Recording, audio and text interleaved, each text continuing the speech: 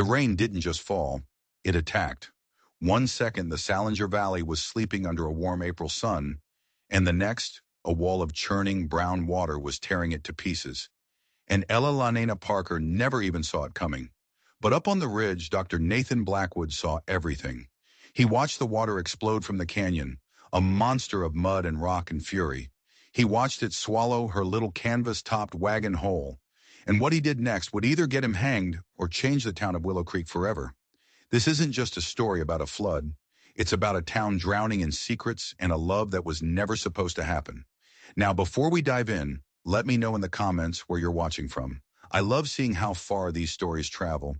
And if you're new here, do me a favor and hit that subscribe button, because what I have planned for you next is something you don't want to miss. The air in the Colorado Territory felt wrong that day. It was April of 1878, but the heat was thick, suffocating, the kind of heat that promises violence. Dr. Nathan Blackwood felt it in his bones as he gathered herbs on the ridge overlooking the valley. The sky was the color of a day-old bruise, a nasty purple-gray that screamed of trouble in the mountains. He was 32, and his Apache mother had taught him to read the land long before Yale Medical School taught him to read a textbook. He trusted the land more. In Willow Creek, he was the only doctor for 50 miles. But doctor wasn't the word they used for him. Half-breed, medicine man. Sometimes when the whiskey was flowing at Thompson's saloon, much worse. He'd made a fragile peace with their hate. They could spit on his heritage all they wanted, but when a leg turned black with gangrene or a baby refused to be born, they came knocking on his door. He was useful, so they tolerated him. He scanned the horizon, the clouds now stacked like an army ready for war. Thunder rumbled, a low growl that was getting closer. He'd seen these spring storms turn a dry creek bed into a raging river in less than a minute. Flash floods had killed more folks out here than outlaws. That's when he saw it. A single wagon pulled by one horse, moving way too fast on the lower trail. It was heading straight for Cottonwood Crossing, the most dangerous spot in the valley when the water rose. He could just make out the driver, a woman alone. She seemed completely oblivious. "Damn it," he muttered, his heart starting to pound. No time to get to his horse, no time to head her off. He just started running, scrambling down the rocky slope of the ridge. The first drops of rain hit him, fat and cold. The rumble in the mountains was no longer a rumble. It was a roar, the sound of a freight train made of water and death. The woman had reached the crossing.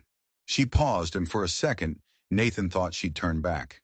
He waved his arms, shouting a warning the wind just ripped from his throat. But she urged the horse forward into the stream that was already beginning to swell. It was too late. The flash flood didn't just come around the bend. It detonated. A 12-foot wall of water, trees, and boulders, moving faster than any horse could ever run. Nathan could only watch in pure horror as it slammed into the wagon.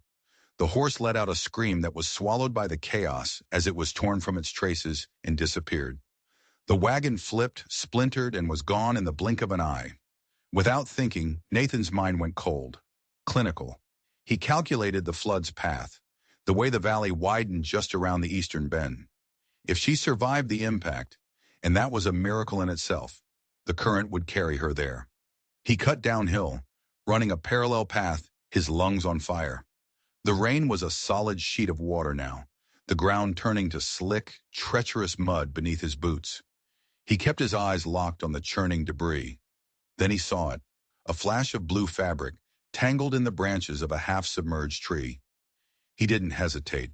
He dropped his coat and medical bag, shoving them under a rock out of the water's reach, and waded into the freezing current. The force of it was staggering, nearly ripping his feet out from under him. He fought his way across, using the trunks of submerged trees as anchors, his muscles screaming. By the time he reached her, he was shaking from cold and exertion. Her face was as white as bone, her lips tinged blue. Blonde hair was plastered across a bloody gash on her temple. She was clinging to a piece of the shattered wagon, her body limp, but her head was just above the water. For now. "I've got you," he said, his voice raw. He doubted she could hear him. Getting her back to the shore was a battle. Twice the current almost took them both, dragging them back into the main channel. But the same stubbornness that got a half-Apache kid through Yale refused to let him quit. He finally hauled her onto the muddy bank, collapsing beside her as the rain hammered down. She was unconscious, but alive. The gash on her temple was deep, and her right arm was bent at an angle that made him wince. Broken. Badly. He tapped her cheek. "Can you hear me?" Nothing. Her skin was like ice. Hypothermia was setting in fast. His cabin was a mile away, an impossible journey through the flooded valley. But there was another option, an old trapper's shelter, tucked into the ridge just a few hundred yards away, if it was still standing. He gathered the woman in his arms. She was light, but carrying her up a steep, muddy slope felt like carrying the weight of the world. "You're not dying today," he muttered, as much to himself as to her. "Not on my watch." The shelter was still there, a crude three-sided lean-to, but it was protection from the wind and the worst of the rain.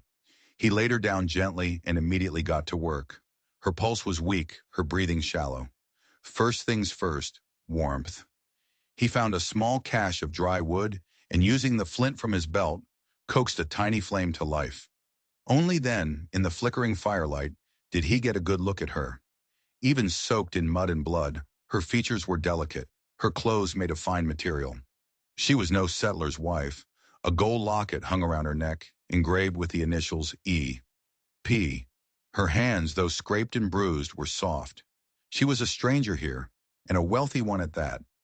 And that's when a cold dread settled in his gut, a dread even worse than the flood. He was a half-Apache man, alone in a remote shelter with an unconscious, high-born white woman. If she died, they'd hang him. No questions, no trial. If she lived and spoke against him, accused him of anything, his life in Willow Creek was over. But his healer's instincts took over.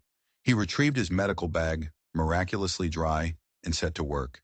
He cut away the sleeve of her dress, a clean break of the radius, painful but fixable.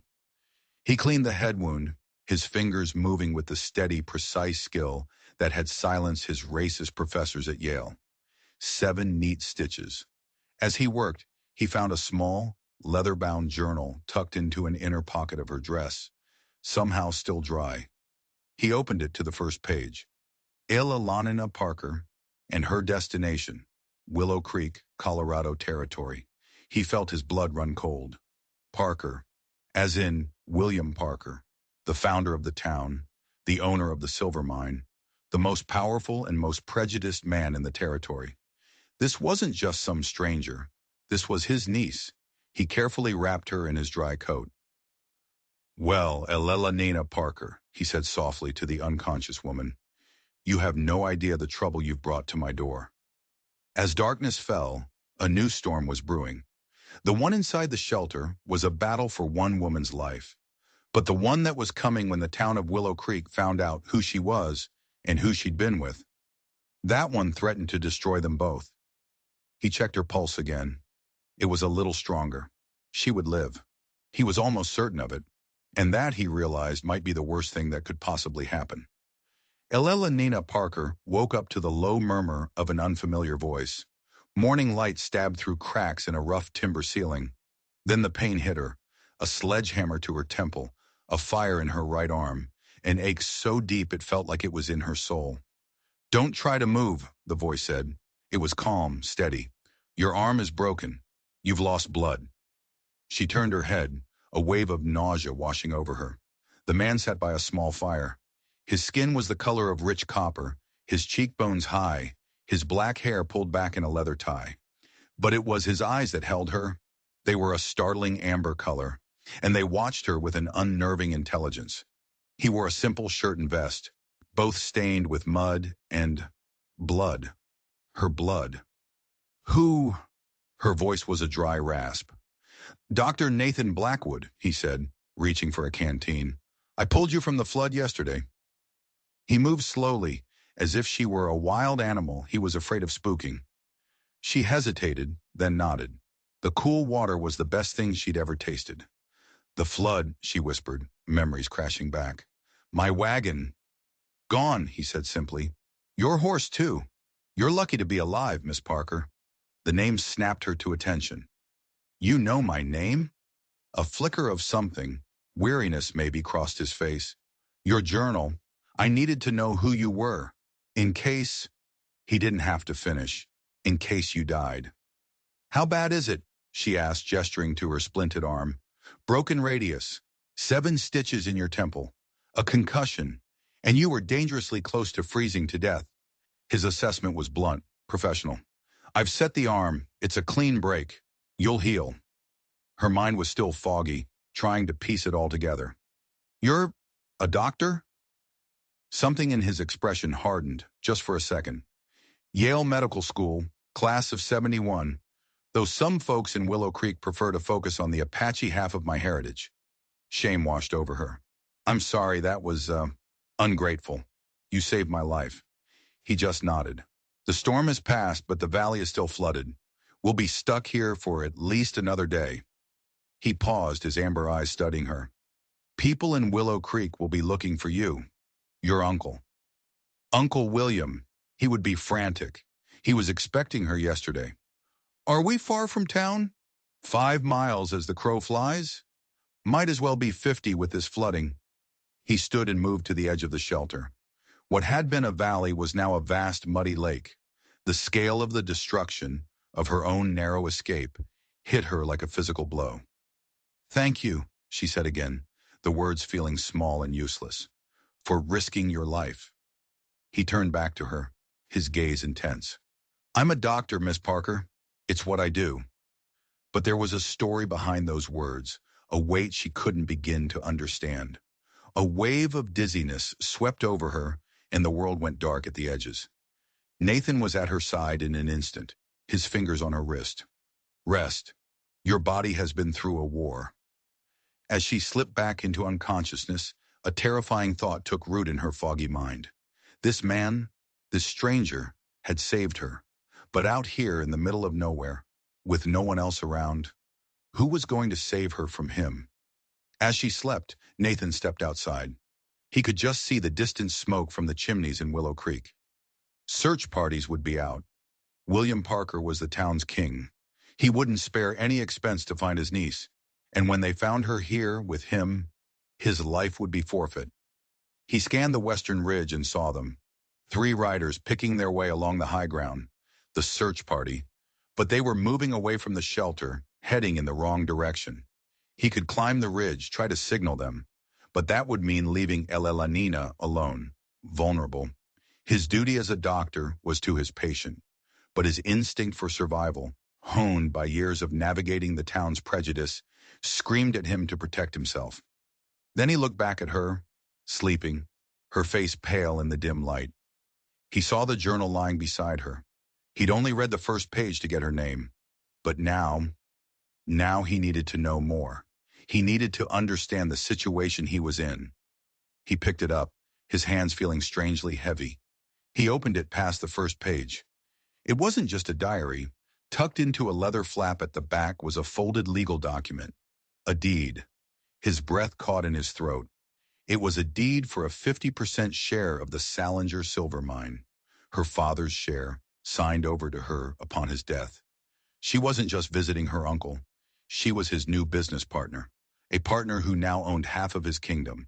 And suddenly, the accident at the crossing didn't feel like an accident at all. William Parker was a man who didn't share power. Nathan had seen what happened to men who crossed him. They disappeared. Their businesses failed. They were driven out of town. He would never willingly give up control of his mine, especially not to a niece from Boston he'd never even met. A cold certainty began to form in his mind. The wagon being swept away, it was too convenient. What if someone had made sure it would happen? What if her arrival wasn't a surprise to her uncle at all? What if he'd been waiting for her? A noise from outside snapped him out of his thoughts. Voices. The search party had spotted the shelter. They were coming. He had minutes, maybe less, to decide what to do. He looked from the deed in his hand to the sleeping woman. He had just saved her from the river. Now he had to save her from something far more dangerous. Miss Parker, he said, waking her gently. Riders are coming. Your uncle's men. She blinked, trying to sit up. You found them? They found us. He had to know. He had to see if she understood the danger. Miss Parker, Elena. When they find you here with me, they will assume the worst. Understanding dawned in her blue eyes. Because of your heritage. Yes, he said, but there's more. Your uncle, he is not a man who likes surprises. Your arrival here, it changes things for him. She studied him, her gaze sharp despite her injuries. You read more than just my name in my journal, didn't you, doctor? He held up the deed. This gives him a reason to want you gone. Permanently. Her face went pale, but not with fear, with anger. So you think the flood? I think it was very convenient, he said, his voice low. I think your uncle is not a man who leaves things to chance. The sound of horses grew closer. Shouts echoed across the valley. They were almost there. What are we going to do? She whispered, her eyes locked on his. He made a decision, a reckless, dangerous decision. For now, you are just a victim of a tragic accident, and I am just the doctor who saved you. We say nothing about this. He tapped the deed, until we know who we can trust. And who can we trust? She asked. He looked toward the sound of the approaching riders. Sheriff Mills, Franklin Reed, men who owed their loyalty to one person, William Parker. Right now, he said, his voice grim, no one. Sheriff Thomas Mills looked like a man who had been chiseled from granite and sour temper. His hand never strayed far from the pistol on his hip. Beside him, Franklin Reed, Parker's mine foreman, dismounted, his eyes immediately scanning the shelter, looking past Nathan as if he wasn't even there. Blackwood, Mills grunted, didn't expect to find you out here. I was gathering herbs when the storm hit, Nathan said, his voice carefully neutral. I saw Miss Parker's wagon go into the creek. She's alive? Reed's voice was sharp with something that wasn't just concern. It was appraisal. She is. Broken arm, head wound. She's inside, Nathan said, stepping aside. Reed pushed past him without a word. Mills lingered, his eyes narrowing. Been alone with her all this time? The question was loaded, an accusation wrapped in curiosity. I've been treating her injuries, Nathan said, his jaw tight. From inside the shelter, he heard Elena's voice, weaker than before, but clear. Sheriff? Is that you? Mills finally moved, ducking into the shelter. Nathan waited outside, his mind racing. He had warned her. He had told her to play the part of the helpless victim. But as he listened to the low murmur of their voices, he realized something else. She wasn't just playing a part. She was performing. After a few minutes, Sheriff Mills emerged, his expression unreadable. Miss Parker says you saved her life. Nathan just nodded. She's also insisting you accompany us back to town, Mills continued, a hint of annoyance in his tone. Says she won't be moved without her doctor present. This was not part of the plan. He had expected to hand her over and retreat to the safety of his cabin. But Elena was changing the game. By publicly demanding his presence, she was creating a shield. Her uncle couldn't just make the half-breed doctor disappear if his niece was insisting on his medical care. She was smart, dangerously smart. Her injuries are serious, Nathan said, playing along. It would be wise for me to supervise her transport. The journey back to Willow Creek was a tense, agonizing crawl. They had to take a long, circuitous route around the flooded plains. Elena rode with him, her body occasionally sagging against his with exhaustion. He was acutely aware of Reed and Mills riding behind them, their eyes burning into his back. Every stop they made, Reed was there, fussing over her, offering his canteen, his coat, playing the part of the gallant protector. But his eyes were cold, calculating. As they finally rode down the main street of Willow Creek, the whole town seemed to be out on their porches, watching. Nathan felt the weight of their stares, the whispers that followed them like a foul wind. He kept his face a mask of stone, focusing only on the imposing two-story mansion at the end of the street. William Parker's house. Parker himself was on the porch, a tall, silver-haired man who radiated power like heat from a furnace. He rushed down the steps as they approached. Elena! Thank God! Nathan helped her dismount. As her uncle reached for her, his eyes fell on Nathan. The warmth in his expression vanished, replaced by a glacial cold. Who is this man? He demanded. Uncle William, Elena said, her voice surprisingly strong. "This is Dr. Nathan Blackwood. He saved my life." Parker's eyes narrowed. Blackwood, the half-breed from the ridge. He said the word like it was a piece of filth in his mouth. He dismissed Nathan completely, turning his attention back to his niece, guiding her toward the house. But Elena stopped. She turned, and in front of the whole town, she looked directly at Nathan. "I owe you my life, doctor," she said, her voice ringing with a clarity that silenced the whispers. "And I will not forget it." It was a declaration, a warning, a line drawn in the dirt. As Nathan watched her disappear into the mansion, he knew one thing for sure. The flood had just been the beginning. The real storm was about to break right here in the heart of Willow Creek, and he was standing directly in its path. "My study," William Parker said. It wasn't an invitation, it was a command. Nathan followed him into a room of dark wood and leather that smelled of money and bourbon. Parker poured himself a drink, his movements stiff with anger. He didn't offer Nathan one. "My niece seems to think very highly of you," Parker began, his voice laced with ice. "She's grateful for medical care," Nathan replied, standing his ground. Parker let out a short, humorless laugh. "Don't be naive, doctor. She has her father's unfortunate idealistic streak. She sees you as some kind of noble savage she needs to champion." He took a long swallow of his whiskey. "And that is a complication I will not tolerate." The raw prejudice was suffocating, but Nathan kept his face impassive.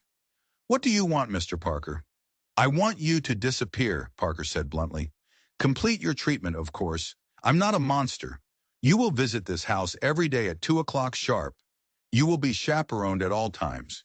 You will speak to my niece only about her health. And when she is recovered, your association with her will end. Permanently." It was a dismissal, a threat. He was being warned away like a stray dog. "And if I refuse?" Nathan asked, the words tasting like ash. Parker smiled, a cold, thin slash in his face. "Doctor, a man like you survives in a town like this on my goodwill. I can take that goodwill away with a single word. Your practice would dry up. Your supplies would be lost in transit. Accidents can happen on lonely roads." The threat was unmistakable, but then Parker's tone shifted, became almost friendly. It was more terrifying than the anger. "But I am a reasonable man," he said, "and I believe in rewarding service. That land you've been trying to buy next to your cabin, the one the town council keeps denying your petition for, I can make that problem go away. The deed will be in your hand by the end of the week." It was a bribe, a gilded cage. He was being offered a piece of the world in exchange for his silence, for his complicity. "Stay away from the girl, play by my rules, and you will be rewarded. Cross me, and you will be destroyed." "My niece's reputation is paramount," Parker continued. "She is here to make an advantageous match. Franklin Reed is an excellent candidate. He's my right-hand man, and he will one day run the mine. An alliance between them would secure this town's future." It all clicked into place. The foreman's strange intensity, Parker's cold fury. This wasn't just about protecting a niece. It was a business merger, and Elena was the primary asset. An asset that Nathan Blackwood, the half-breed doctor, was currently devaluing with his presence. "I will consider your arrangement," Nathan said, his voice tight. "See that you do," Parker said, opening the study door in a clear dismissal. 2 o'clock tomorrow. Don't be late." As Nathan rode away from the mansion, the weight of Parker's threat settled on him. He had a choice. He could take the land, secure his future, and walk away from Elena Parker. It was the smart thing to do, the safe thing to do. But as he thought of her sharp, intelligent eyes, of the way she had publicly defended him, he knew he couldn't. He wasn't just her doctor anymore. He was her only ally in a town full of enemies, and walking away would be a death sentence. Maybe not for him, but for her. The next day he arrived at 2 o'clock on the dot. Martha, the housekeeper with a face like a clenched fist, led him to Elena's room. She was sitting up in bed, looking pale but determined. Martha stood by the door like a prison guard. "How are you feeling?" he asked, his voice strictly professional. "Like I've been in a wagon wreck," she said, a small smile touching her lips. Then her eyes flickered toward Martha, and her voice dropped almost to a whisper. He threatened you, didn't he? Nathan just focused on checking the bandage on her temple. Your uncle and I had a business discussion.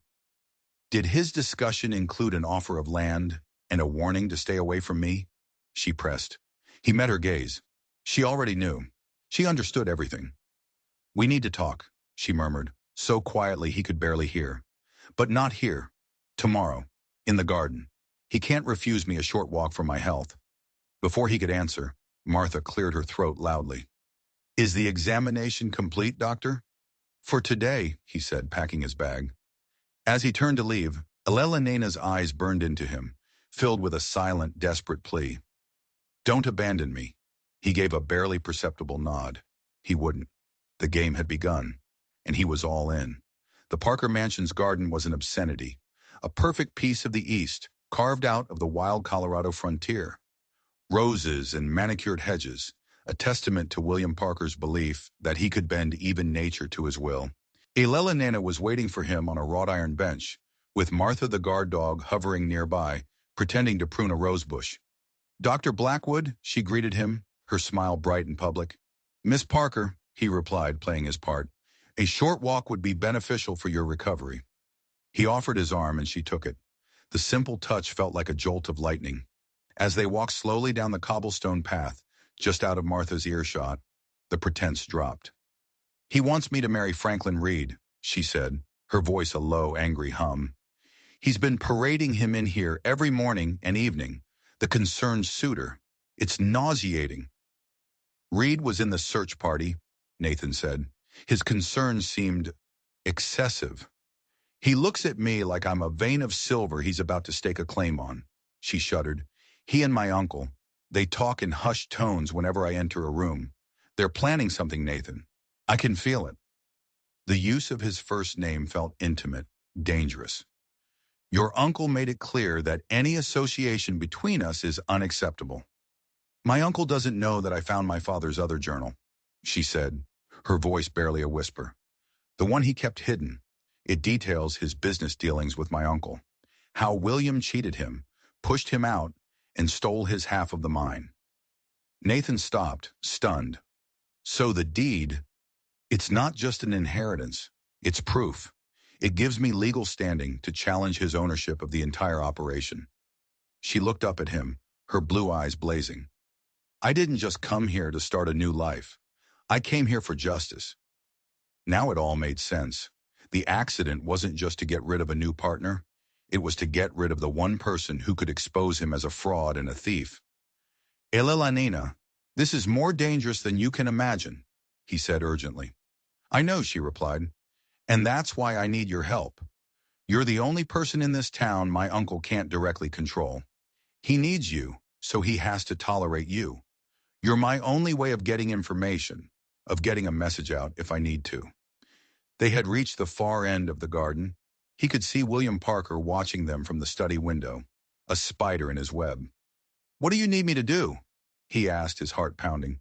There's a lawyer in Denver, my father's friend. His name is Elias Thorne. I need you to send him a telegram. Tell him I've arrived safely, but that I have concerns. Use that word.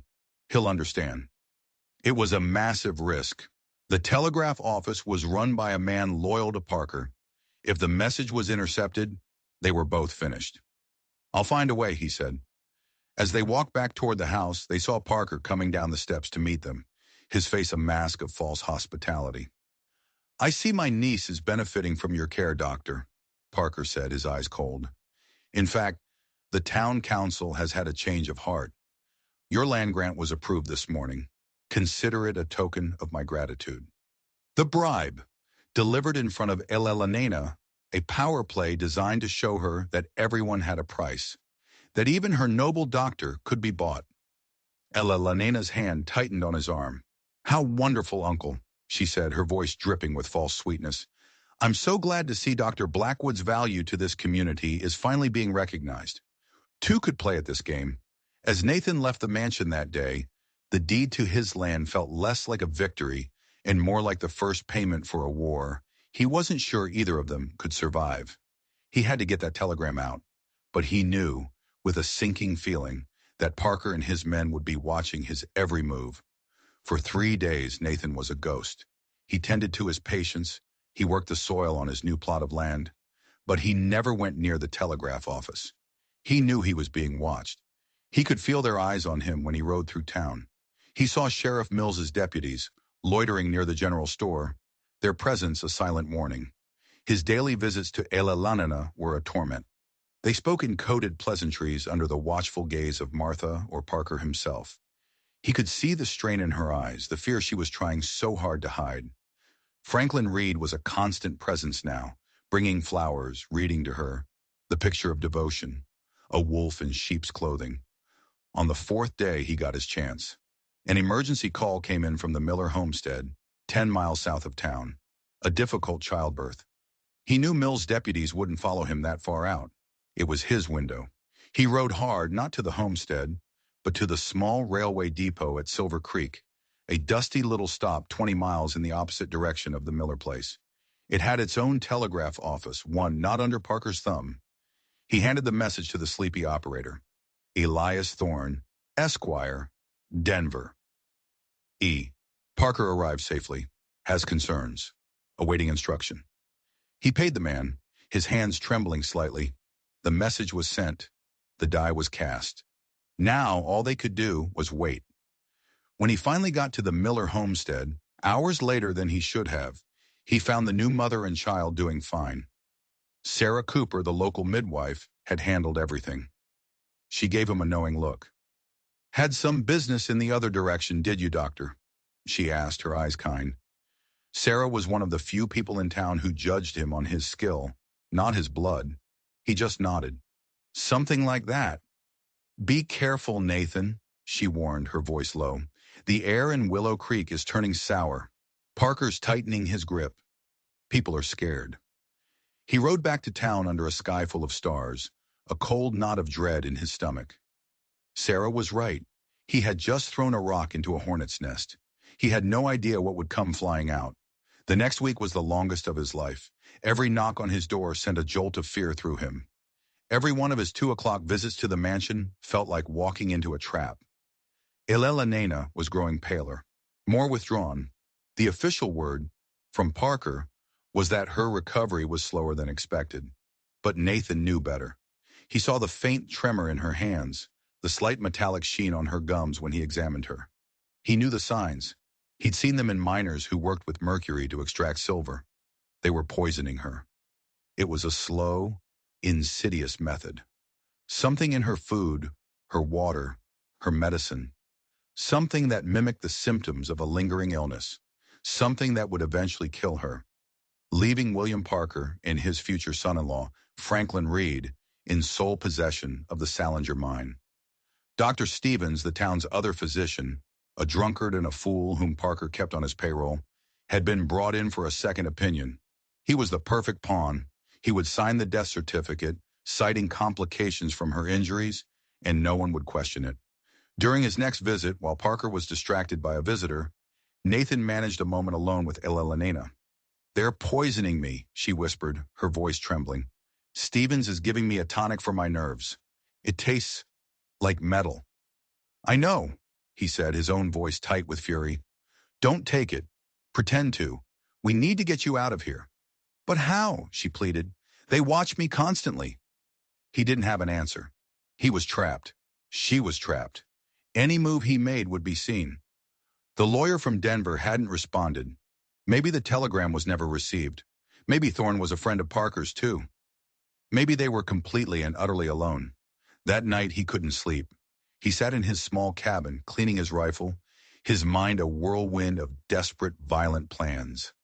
He could storm the mansion. He could challenge Parker publicly. All of it would get him killed and wouldn't save her. Just after midnight, a frantic pounding on his door nearly made him jump out of his skin. It was Martha, the housekeeper. Her face was streaked with tears, her hair undone. "You have to come," she sobbed, grabbing his arm. "She's worse, much worse. Stevens gave her a double dose of the tonic. Mr. Parker said it was for the best, to help her rest, but she's convulsing. I think they're trying to kill her tonight." The words hit him like a physical blow. They had accelerated their plan. Why? What had changed? "Why are you here, Martha?" he asked, his mind racing. "Why risk helping her?" The housekeeper's stern facade crumbled completely. "She looks like my sister," she whispered. "My little sister, who died of a fever just like this. I can't, I can't watch it happen again." "Mr. Parker and Mr. Reed, they've gone into town. To the saloon. They said they were going to wait for the end. It was a setup. They were establishing their alibi, the grieving uncle and the distraught suitor, drowning their sorrows while the poor girl passed away from her tragic illness. This was it. This was his only chance. "Let's go," he said, grabbing his medical bag. This time he also grabbed his rifle. They rode through the darkness, not as a doctor and a housekeeper, but as co-conspirators in a desperate gamble. When they burst into Elena's room, the scene was worse than he could have imagined. She was thrashing on the bed, her eyes rolled back, foam on her lips. The metallic scent of mercury was thick in the air. He went to work, forcing an antidote of milk and raw eggs down her throat, trying to bind the poison in her system. Martha helped, her hands surprisingly steady, and as he worked, he saw an envelope on her bedside table. It was addressed to him. He ripped it open. It was a telegram. From Elias Thorne. It must have arrived that evening while he was out. Message received. Do not act. Am bringing federal marshals. Arrived by train Friday. He looked at the date. Friday. Today was Wednesday. They were 2 days too early. Or rather, Parker and Reed had moved their timetable up. They knew. They must have intercepted the telegram.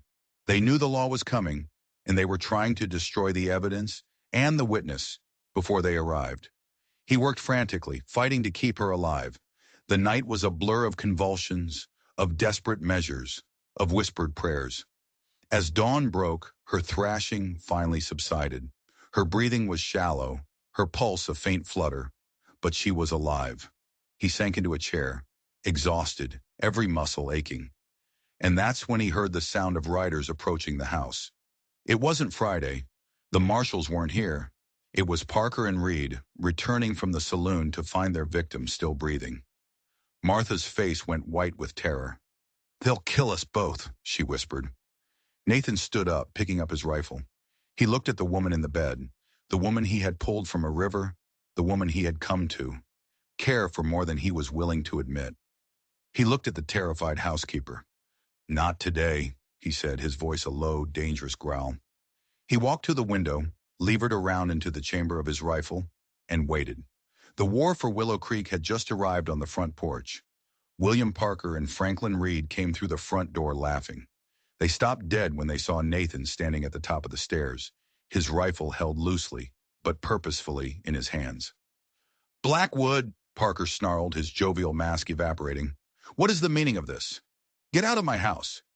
"Your niece is alive, Parker," Nathan said, his voice echoing in the grand foyer. "No thanks to you or your hired quack." Reed's hand drifted toward the pistol on his hip, but he froze when Nathan shifted the rifle barrel a few inches in his direction. "You're insane," Reed said, his voice tight. "She's been ill. We've been worried sick." "You've been poisoning her," Nathan shot back. "Slowly at first, then all at once last night, when you realized the law was coming for you." Parker's face was a study in confusion and rage. "The law? What are you talking about? Martha!" he bellowed. "Call the sheriff. Have this man arrested." "The sheriff works for you, Parker," Nathan said calmly. "Just like Dr. Stevens. Just like the men who cut the traces on your niece's wagon at Cottonwood Crossing." The accusation hung in the air. Parker actually looked stunned. "Cut the traces? What are you talking about? It was a flood. An accident." And in that moment, seeing the genuine shock on Parker's face, Nathan realized a terrible truth. He had been wrong. Parker was a greedy, prejudiced man, yes. He was willing to threaten and bribe and control. But he wasn't a murderer. The look on his face wasn't guilt. It was fear.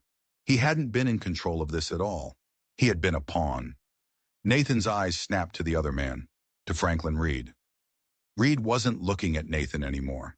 He was looking at Parker, and his face was twisted into a smirk of pure, triumphant evil. "He really didn't know, did he?" Reed said, his voice casual, conversational. You were so blinded by your own arrogance, old man. So easy to manipulate. All I had to do was whisper in your ear about the half-breed doctor defiling your precious niece, and you did exactly what I wanted." Parker stared at him, horrified. "Franklin, you." "Of course, me," Reed sneered. "You think I was going to spend my life as your lapdog, waiting for you to die?"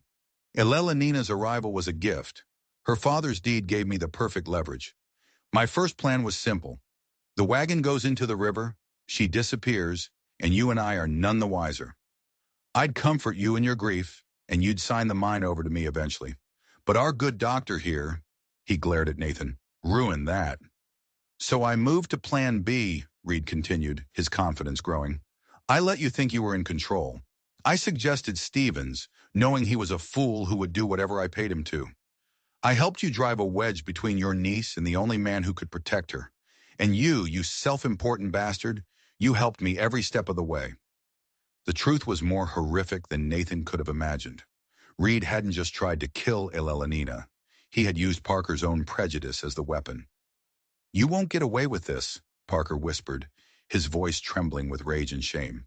"I already have," Reed said with a laugh. He drew his pistol, lightning fast. But he didn't aim at Nathan. He aimed at William Parker. "With you dead and your niece on her deathbed, I'm the only one left to take control. I'll be the hero who shot the crazed half-breed who murdered the town founder." Everything happened in a fraction of a second. Reed fired. Nathan didn't even think.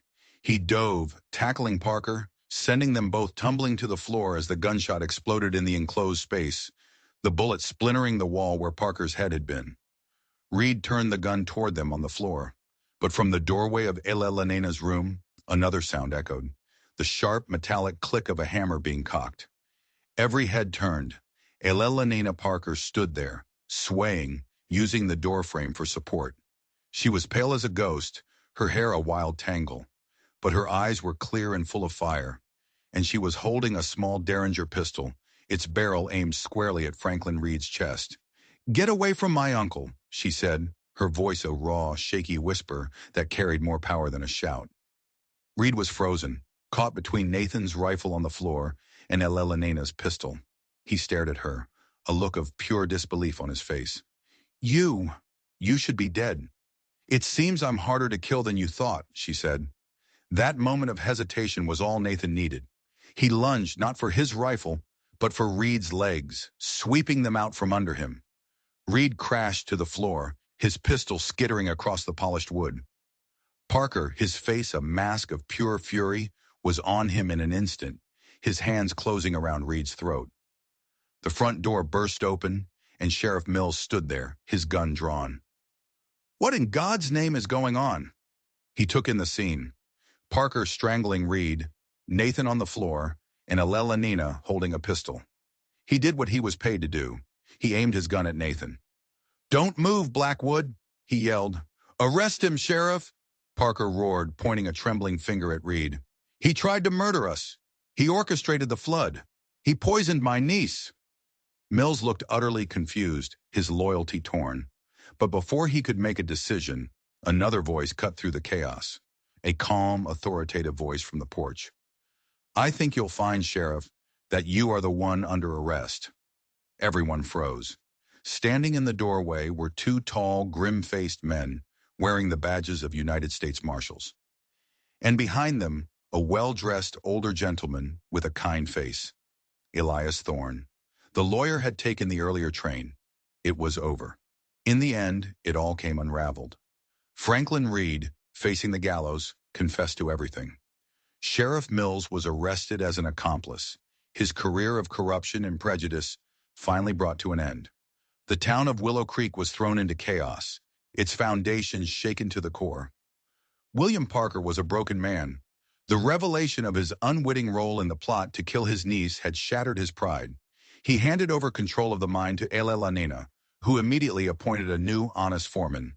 Then he poured his fortune not into expanding his empire, but into building a new clinic, the finest in the territory, with Dr. Nathan Blackwood's name over the door.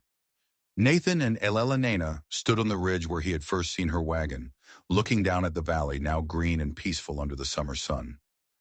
It seems my quest for justice took an unexpected turn, she said quietly, leaning against him. We found it, he replied, putting his arm around her. Just not in the way we expected. The town was changing, with Parker's influence now used for good, and Ella Lanena's fierce idealism leading the way. The old prejudices were beginning to crack. People who had once sneered at Nathan now greeted him with respect. He was no longer the half-breed doctor. He was their doctor. What's next for us? He asked, though he already knew the answer. She looked up at him, her blue eyes full of a future he had never dared to dream of. I believe, Doctor, that we have a town to rebuild and a life to build together. The flash flood had tried to tear them apart, but instead it had brought them together. It had washed away the secrets and lies of Willow Creek, leaving behind something new, something stronger. A place where a half-Apache doctor from the Ridge and a determined lady from Boston could not only survive but build a future. A place they could finally call home. The story of Nathan and Alela Nana became a legend in that part of the country. A reminder that sometimes the greatest storms aren't the ones that rage in the mountains, but the ones that rage in the hearts of men. And that courage, just like love, can be found in the most unexpected of places. If you enjoyed this story, you're going to love the 2 videos I've picked out for you on the screen right now. Just click on one of them to keep the journey going. And please don't forget to hit that like button and subscribe to the channel. It tells YouTube you want to see more stories just like this one, and it means the world to me. Thanks for stopping by, and I'll see you in the next one.